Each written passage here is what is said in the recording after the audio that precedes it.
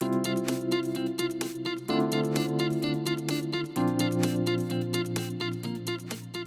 damos la bienvenida a esta hora al doctor Herbert Cuba García, especialista en política de salud pública, columnista del portal de opinión El Montonero. Doctor Cuba, qué gusto saludarlo. Muy amable como cada sábado. Muy buenos días y un saludo a través suyo a todo el país. Bien, en su reciente artículo usted señala que se viene persistiendo en los errores cometidos durante la primera ola y seguimos en una cuarentena con un enfoque hospitalario, militar y policial. Pero adicionalmente ayer también ya se ha anunciado la llegada del primer lote de vacuna de Sinopharm, el laboratorio chino, en los próximos días, ¿no? Me gustaría cómo enfoca toda esta situación que se está presentando, ¿no? Entrando ya a un periodo bastante crítico, ya una segunda ola, como lo ha dicho la propia ministra, donde los casos están creciendo de una manera impresionante.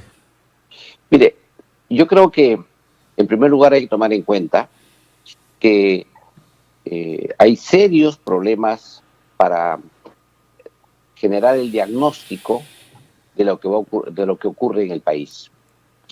El propio presidente de la República, que a veces él hace hasta su explicación metodológica de cómo van a analizar la realidad, en su última conferencia de prensa no hizo el diagnóstico, tampoco la Premier ha hecho eso, ni tampoco la ministra de Salud. Si no tienes un diagnóstico adecuado sobre lo que ocurre en el país, es obvio que la propuesta que ha salido ha sido una propuesta improvisada. Y cuando lanzaron la cuarentena, con bombos y platillos, a decir que bueno, pues esta es la única circunstancia que hay, y bajo los mismos mecanismos que había hecho el expresidente Vizcarra, es decir, con el apoyo del ejército, con los centros de reclusión temporal de la policía, que es más, ya tienen, según la prensa, ya más de 35 centros para recluir a los ciudadanos que incumplan la cuarentena, pero poco a poco se fueron dando cuenta de lo que ocurre en la realidad, que es que casi el 70-75% de la población es informal, ya los ingresos que tenían en ahorro se han ido, ya se han evaporado, todas las cifras de reactivación económica, todo el dinero de reactivación económica que se ha dado a las empresas, si es que ahora vuelven a cerrar, se va todo al agua, y en consecuencia el gobierno ha ido retrocediendo en modo progresivo en la aplicación de una cuarentena que de por sí, lo planteo yo en mi artículo, es inaplicable en estas circunstancias. Por eso es que esta cuarentena es una cuarentena light, es decir, es una cuarentena que por un lado empezó con bríos y ahora termina totalmente desfigurada, a tal punto que lo más probable es que la propia población termine desacatándola, porque es imposible que pueda manejar la represión contra la población que va a buscar trabajo. Doctor, pero hay algo, sí. Disculpe que, Sí, que le haga un paréntesis, para hacer solamente un término que estábamos viendo en este análisis, ¿no? Es como tener una cuarentena modular, ¿no? O sea, voy modificando, ya no tengo parámetros que determinen cuál es la medida en realidad. Ya esta es una medida sin límite. O sea, no hay sin límite ni continente, ¿no? O sea, porque hemos visto, la lista, uno se cansa de leer la lista de actividades que están autorizadas. Entonces, ¿dónde están los límites del confinamiento? O sea, ¿qué vamos a lograr con eso? Si lo que se está autorizando es el desplazamiento masivo de trabajadores, ¿no? Que van a ir y van a demandar servicios de transportes, van a demandar una serie de otras actividades complementarias. Entonces, ¿en qué estamos en este momento? Muy bien. A eso me refiero, cómo ha cambiado el gobierno desde el inicio, una medida dura, drástica, y cómo ha ido poco a poco desdiciéndose, porque no tenían un diagnóstico de la realidad y no tienen un norte para salir. En segundo lugar, no había la contraparte, y no hay la contraparte. Es decir, ya, yo hago cuarentena, ¿cuál es la contraparte? Y la contraparte, que todo el mundo espera, es que haya una reactivación del sector salud. Es decir, una enorme inversión de dinero para el sector salud, además fortalecer el primer nivel de atención con enfoque comunitario, pruebas moleculares, aislamiento y además dar todas las medidas para que la vacunación sea un éxito en el futuro. De eso no ha dado ninguna medida concreta, porque no ha puesto plata.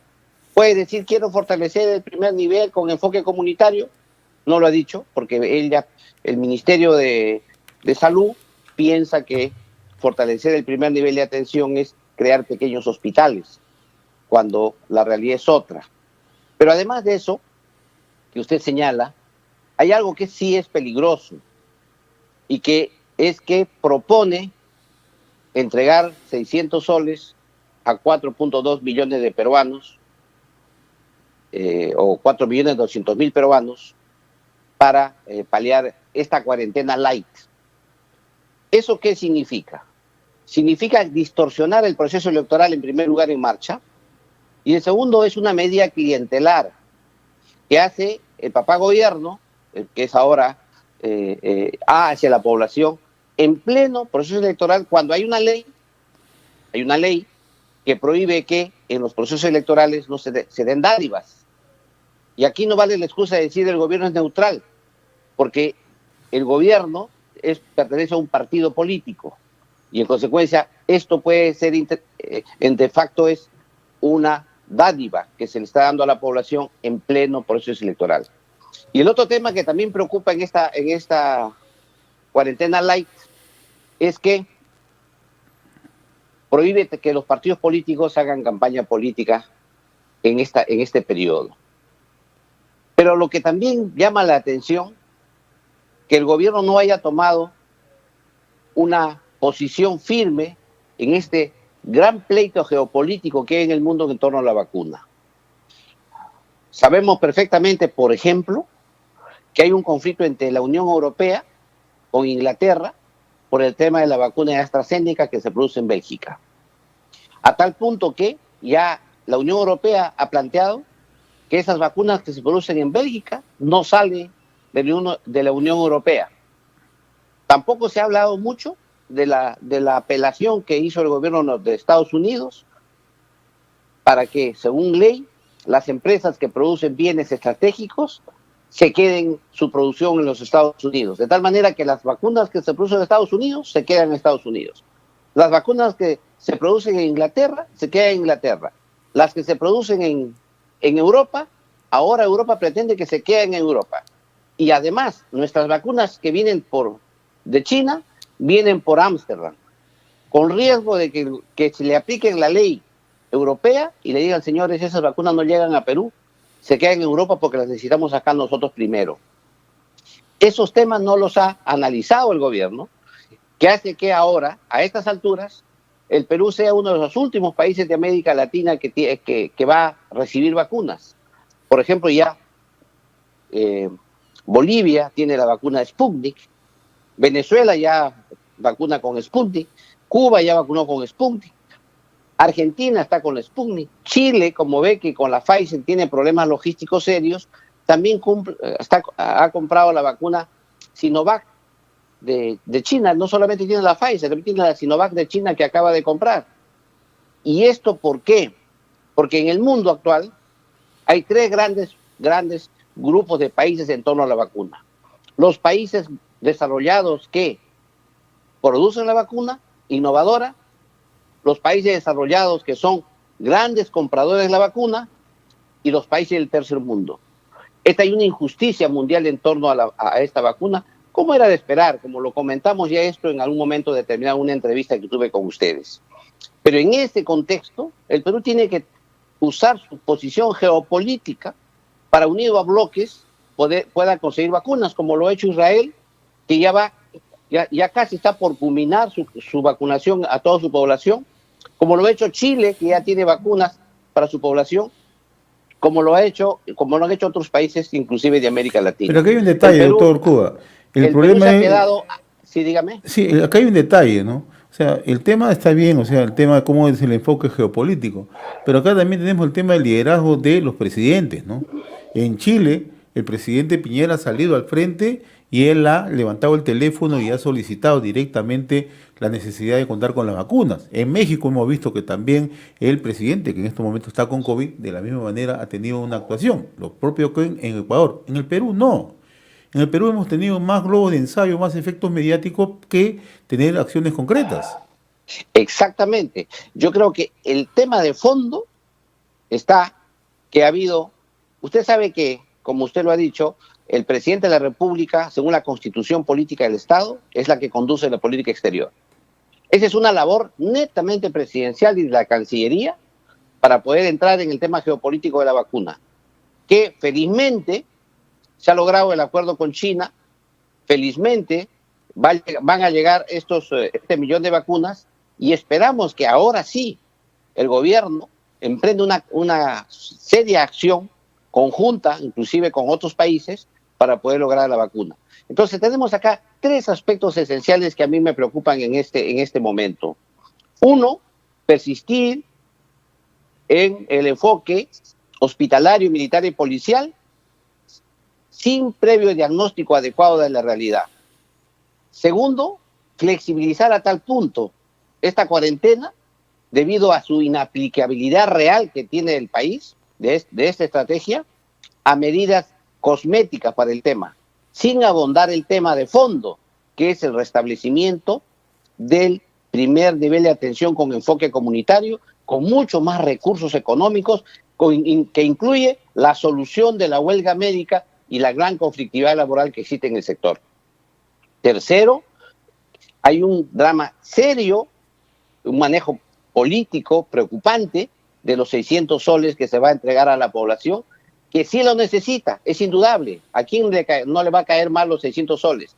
Sin embargo, en un momento electoral, esto contradice incluso las propias leyes electorales que prohíben las dádivas en pleno proceso electoral. Y además, hay que señalar aquí con toda claridad, el gobierno acaba de observar la ley aprobada por el Congreso de la República de las ollas comunes, porque dice que ya ese tema está sobreregulado. Sin embargo, miles y miles de mujeres y en el país están contribuyendo ya con ollas comunes espontáneas en todo el país por el tema de la crisis. Sin embargo, el Ejecutivo dice, no necesito esa ley. Y eso es preocupante, porque en la ley tú regulas cómo van a funcionar las ollas comunes y impide de alguna manera el clientelismo político.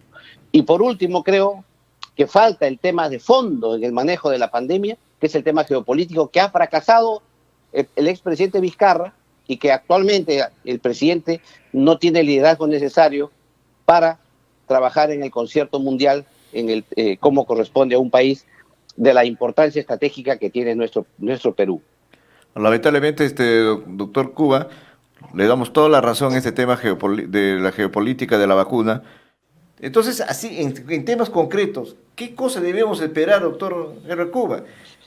Como yo he planteado, el hecho de que las vacunas vengan por Europa el 9 de enero, el 8 de febrero o 9 de enero que estén por Europa, hay el riesgo que se queden en Europa.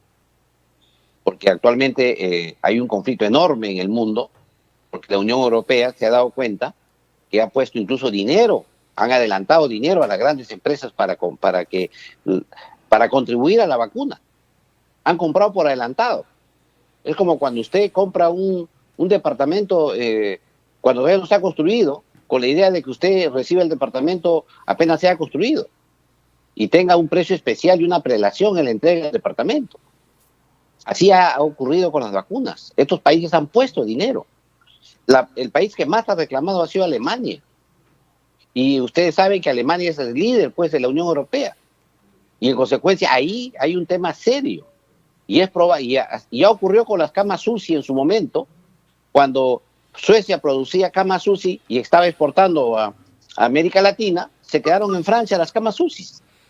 Porque Francia, ¿qué dijo? Yo necesito también camas UCI. En consecuencia, igual pasó con las mascarillas. Ahora estamos reiterando el tema con las vacunas. Ese tema tiene que ser analizado por la Cancillería. Pero el segundo tema que a mí me preocupa muchísimo es que el gobierno no resuelve el tema de los profesionales de la salud y los médicos. Realmente ahí está realizando el gobierno con los médicos y profesionales de la salud en plena pandemia una guerra de baja intensidad. Está en un maltrato permanente con los trabajadores y profesionales de la salud. A tal punto que, en modo casi sarcástico, la ministra dijo que solo el 0.75% de los médicos han paralizado. ¿Qué quiere? ¿Que paralice el 100% para que haga caso a la profesión en plena pandemia?